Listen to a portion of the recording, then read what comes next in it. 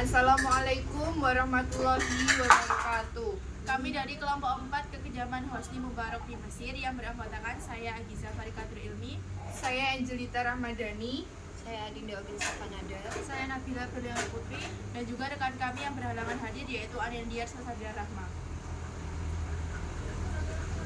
Dan selanjutnya adalah latar belakang. Hosni Mubarak adalah seorang pemimpin militer dan politis Mesir yang menjabat sebagai presiden Mesir dari tahun 1981 hingga 2011.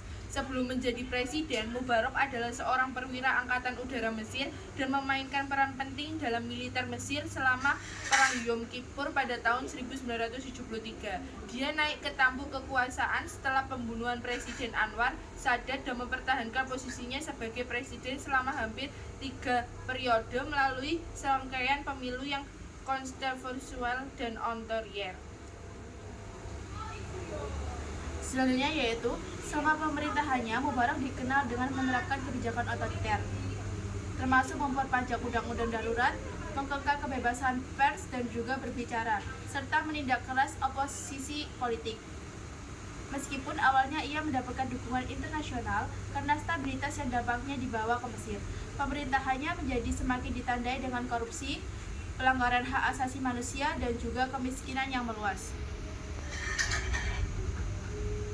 Pada tahun 2011, Mubarak dipaksa mundur dari jabatannya setelah gelombang protes besar-besaran yang dikenal sebagai Revolusi Mesir, bagian dari gerakan musim semi Arab yang lebih luas, di mana rakyat Mesir menuntut reformasi politik, sosial, dan ekonomi.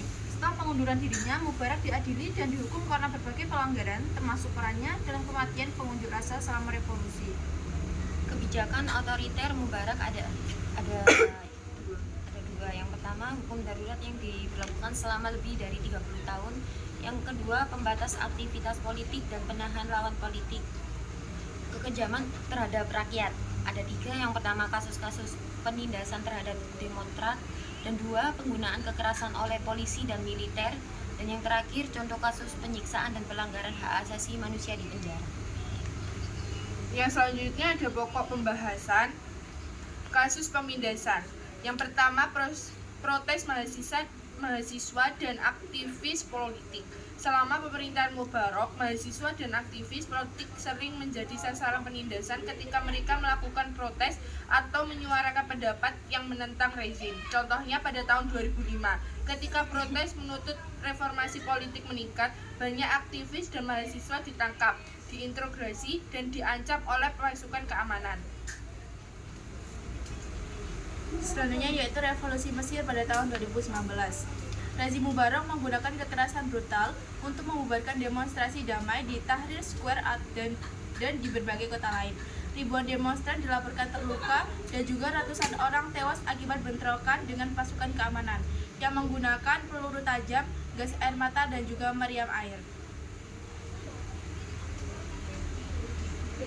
Selanjutnya, penggunaan kekerasan oleh polisi dan militer. 1. Kekerasan terhadap demonstran anti-perang Irak 2003. Pada tahun 2003, ketika terjadi protes besar-besaran di Kairo menentang invasi Amerika Serikat ke Irak, polisi Mesir menggunakan kekerasan berlebihan untuk membubarkan demonstran. Ratusan orang ditangkap dan banyak yang dilaporkan mengalami luka-luka akibat tindakan brutal polisi, termasuk pemukulan dan penyiksaan. Yang kedua, insiden di Al-Mahala 2008.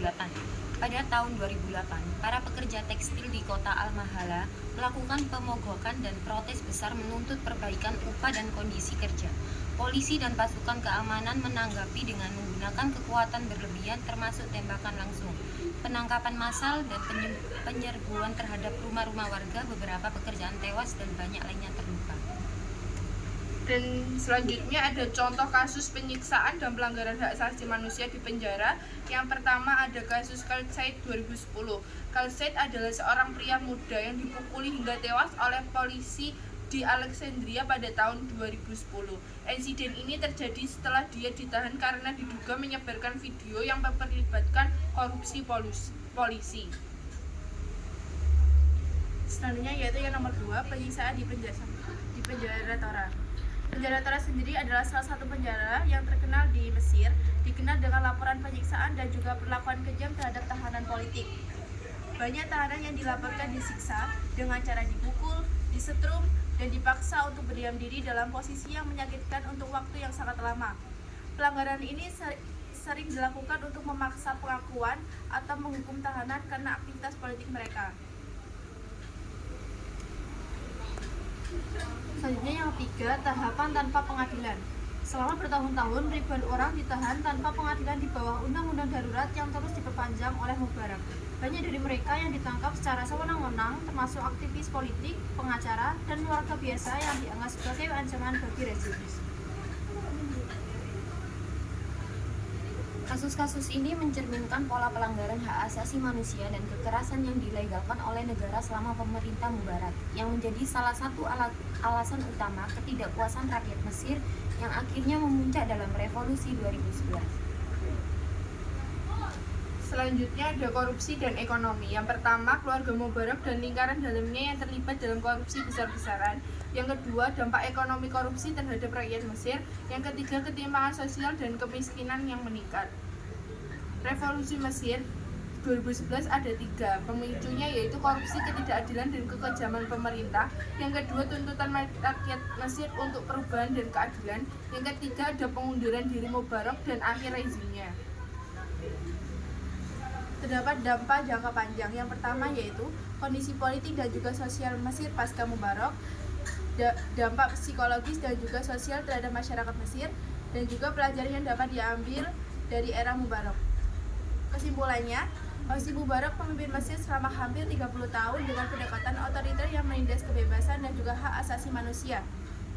Rezimnya terkenal karena kebrutalan dan juga penindasan sistem terhadap siapapun yang dianggap sebagai ancaman terhadap kekuasaannya. Pelanggaran hak asasi manusia yang dilakukan di bawah pemerintahannya termasuk penyiksaan di penjara, penahanan tanpa pengadilan, dan pembatasan ketat terhadap kebebasan berekspresi, berkumpul, dan juga berorganisasi. Pentingnya mempelajari sejarah untuk mencegah pengulangan kekejaman.